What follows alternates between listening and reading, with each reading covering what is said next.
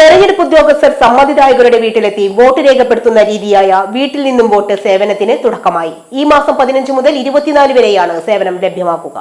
85 വയസ്സ് പിന്നിട്ട മുതിർന്ന വോട്ടർമാർക്കും ഭിന്നശേഷി വിഭാഗത്തിൽപ്പെട്ടവർക്കുമാണ് വീട്ടിൽ നിന്നും വോട്ട് സേവനം ലഭിക്കുക.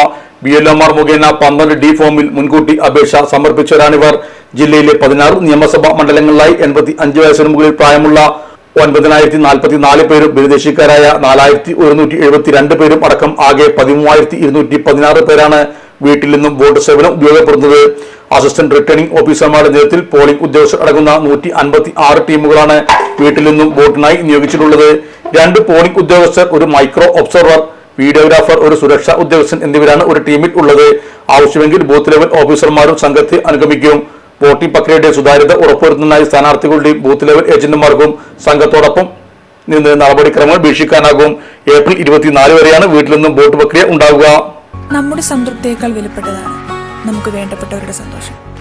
പരിശുദ്ധമായവ ഹൃദയപൂർവ്വം സമ്മാനിക്കുമ്പോൾ നമ്മുടെ സന്തോഷവും ഇരട്ടിയാകും.